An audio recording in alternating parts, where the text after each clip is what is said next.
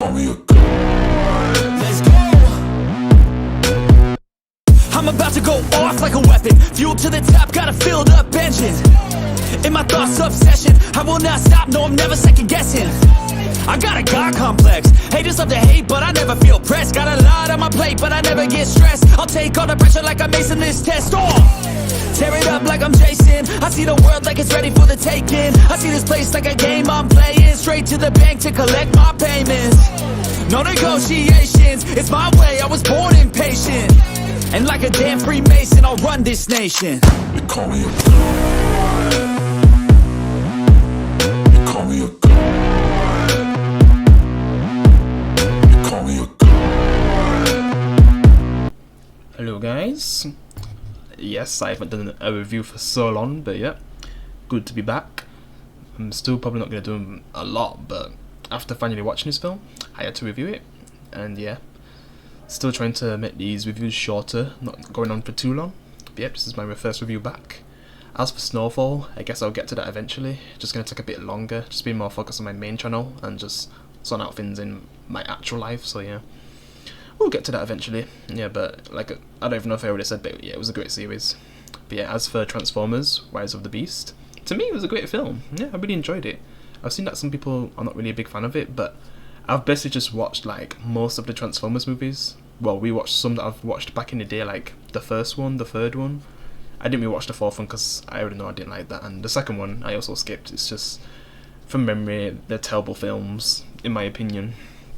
The second one is just, it's terrible. And the fourth one, like, it's just so boring. And then I seen how bad the fifth one is, and I didn't even bother watch that. I tried Bumblebee because I thought like, maybe this could actually be different from all the previous Transformers films, because even back in the day, I wasn't really a big fan of the films, especially the first, and mainly the first one, and the second one is just, a terrible film, yeah. I mean, because back in the day, I just felt like the first one was overrated, but when you've actually seen how bad cinemas got, the first one's edged beyond so well. Like, my god. If you're someone who didn't like the first Transformers movie that much, like, you think it's an okay movie, but you didn't love it or anything, watch it now, it's edged so well. Because all the trash movies that come out these days, like, that movie's just edged so well, and I think it's actually better than the third one. Because back in the day, I used to like the third one the best. I just love how they did that one. But now, I'm more on the side of the first one, like, man, and I'm surprised to say that.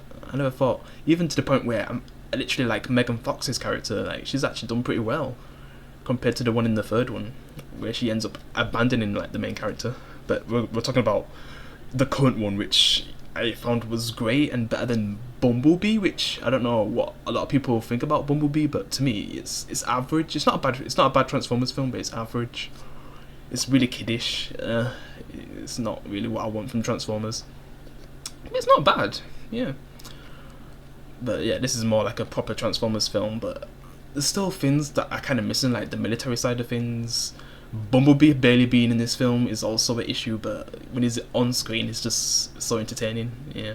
And the one who replaces him, Mirage, who is with the main character in this film, he was pretty cool. He was fun, yeah. And the storyline with the main character, and how his brother's sick and he's trying to find a job to help him out, and his mother. Yeah.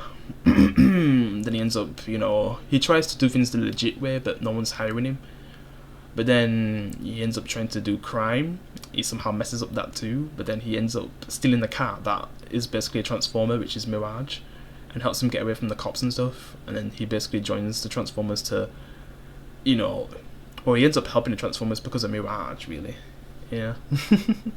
To get some key thing to help, Optimus Prime save his world, because the villain is also trying to get a key to bring back a very bad guy. That's all I'll say. I forget the person's name, so yeah. I'll just say a bad guy, which these more primal, Transformers have been trying to protect the key for like thousands of years or whatever. Yeah. I'm not sure how long, but a very long time. It kind of sucks that they don't really use a lot of these other characters on the left. I mean, they mainly just use the Primal Transformer and the Eagle one. Yeah, like they get the most screen time, but the other two, they barely use them. They don't even give them really dialogue, which is just weird. I mean, I think I watched the cartoon back in the day, and I feel like they got way more scenes in that than in this movie, which is kind of pretty bad, yeah. But like I said, I don't think it's a terrible film. Like, at least they do some good stuff with the human characters. That's what I can say about the last two films. I feel like to give us more reason to care about them.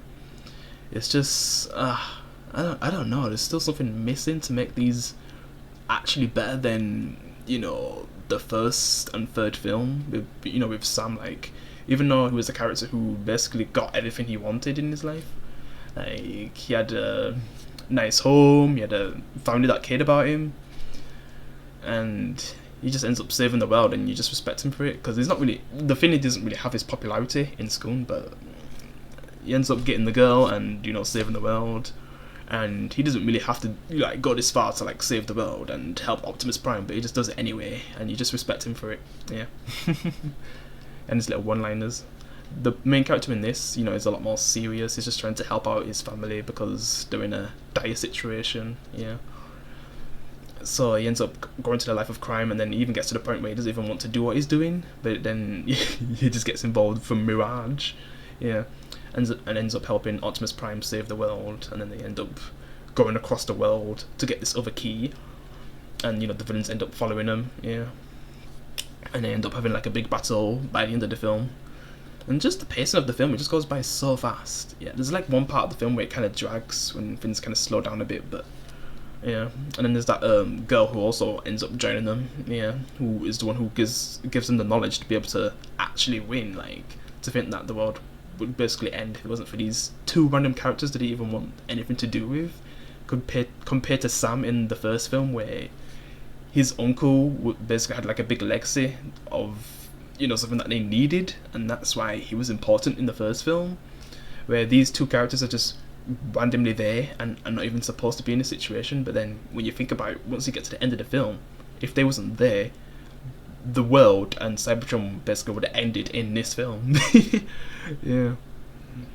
Just to think about that, where Sam, he actually had a reason to join the Autobots, where these guys just randomly bump into him and join him to save the world, and it's just weird to think that without them the world would be over. Yeah. And I just hate how Optimus Prime mainly gets defeated a lot in this film by the main villain and stuff. Even some of the ones who are not even like the main villain. Yeah. And then Bumblebee gets defeated early in the film, and you don't see him until the end. Yeah. It's a good film, because by the end, like, Optimus Prime gets a big payback. Bumblebee comes back and says hello to my little friend. It ends well. It's just a weird thing with the main character where he ends up combining with Mirage and becoming a Transformer, and the ending with the spoiler G.I. Joe part. Like, I'm so confused. Is G.I. Joe and Transformers in the same universe? But yeah, I don't know what to say about that, but it was a good film. I recommend it. But yeah, guys, hope you enjoyed this little review. I didn't want it to be too long, but yeah, I'll see you in the next one. Peace.